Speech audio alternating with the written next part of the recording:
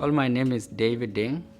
Before I came here to the United States, I walked across Sudan to Ethiopia, and then from Ethiopia to Kenya.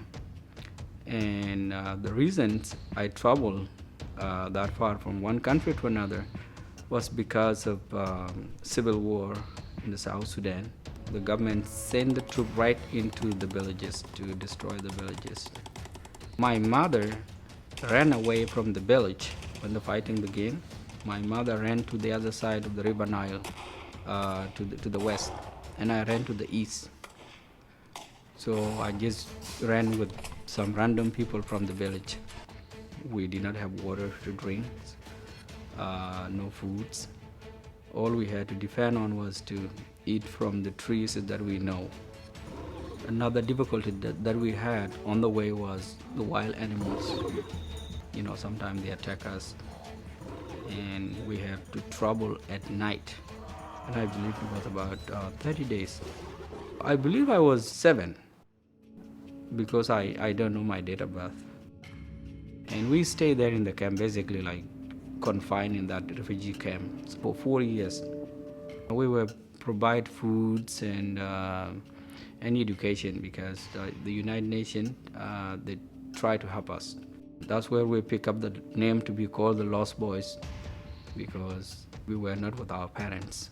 After that, there was another civil war in Ethiopia itself, and say that you, the refugees from Sudan, you must go back to Sudan. Then we start walking back to Sudan. After 30 days, they start, shooting and chasing us right into the river again, the river that we crossed before. We ran into it again. And that is where most of the lost boys lost their lives, because most of them, they didn't know how to swim. And I was so lucky that I knew how to swim. One of my friends I believe he was having pneumonia, because we slept under the trees. And it was rainy season. And he passed. And there were no people to bury him. We were all children. So that was the first time I buried somebody.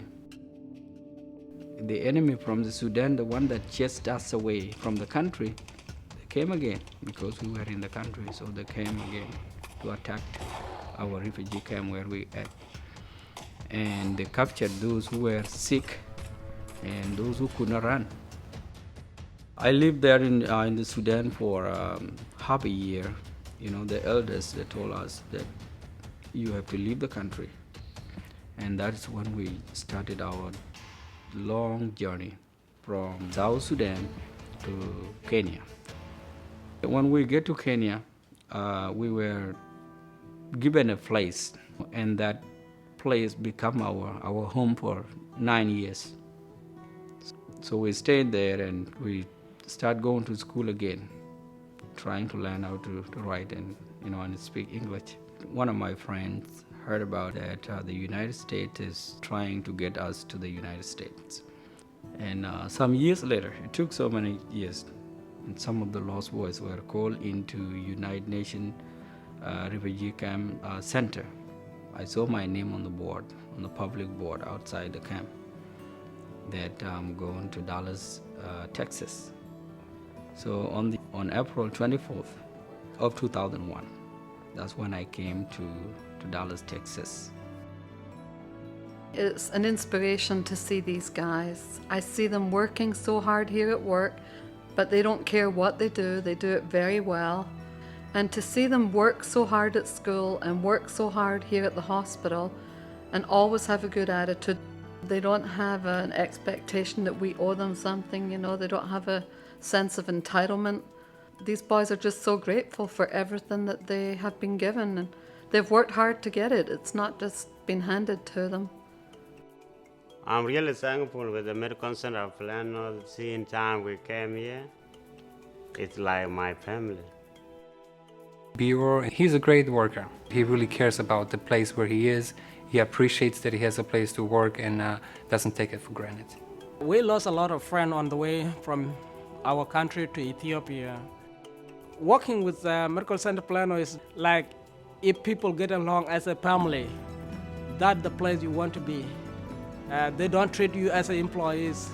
They treat you as a family members, and that's why I like Medical Center Plano. My family, I just brought them from Africa. Medical Center Plano give me time to take that time off.